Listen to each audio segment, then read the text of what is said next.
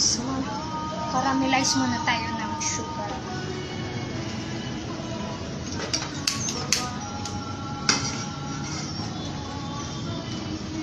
May party yata ito para ma-caramelize bago tayo magluto ng leche plan. Ito yun.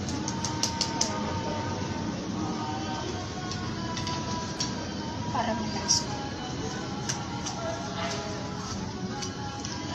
Okay guys, nag-caramelize na siya. Malilipat na natin siya guys sa isang formahan natin ang chikla natin. Dito po guys. Lilipat lang natin. Kasi ito yung pinaka-top natin mamaya sa chikla natin. Guys.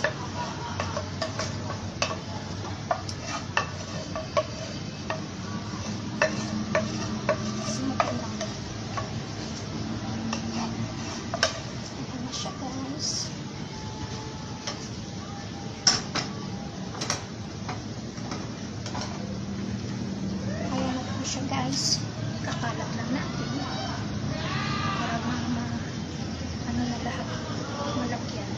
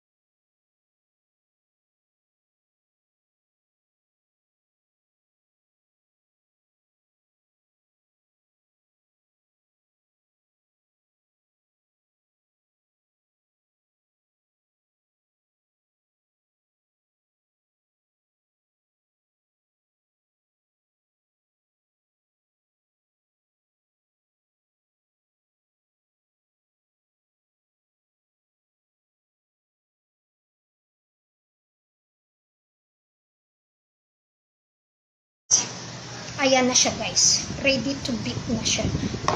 Pero bago mo siya i-bake guys, ibabalot mo siya muna ng ayan, oil. Para hindi siya malagyan ng tubig o kaya doon sa loob ng oven. Ibabalot siya. Ay tama lang. Yan, ibabalot natin siya guys. Para hindi siya malagyan ng tubig. Yan guys. Pag na-bake natin siya mamaya, hindi siya malagyan ng tubig o kaya ng dumi. Okay guys. Ayan. Okay. Pagkatapos niyan guys, ayan, punas mo tayo ng kalat. Dito ko siya ipapatong i-bake. Ayan guys. Lagi na yan. Tapos, lagyan natin siya ng tubig. Ayan guys. Yan, ilagyan natin tubig. Siya ba yan dito sa pizza? Basta lagyan natin siya ng tubig guys. Ayan. Ayan guys. Siya. Ngayon, i-bake siya natin ng 375 Fahrenheit. Okay guys. Ipasok natin siya dito sa oven. Ayan. Pasok natin siya guys. Pag i-bake natin siya. Naglinis kasi ako guys sa kwarto. Kaya okay lang ito guys. At least na ano pa rin siya. Ayan guys. Hi guys! Ito na po yung leche plan natin. Ayan, subukan natin guys kung masarap. Ayan.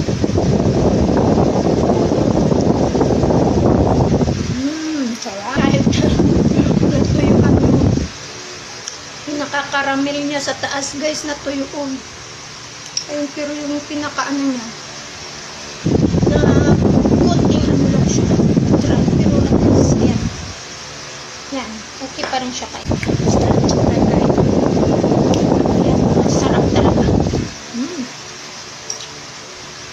I hope you enjoy watching guys. Be happy. God bless you guys.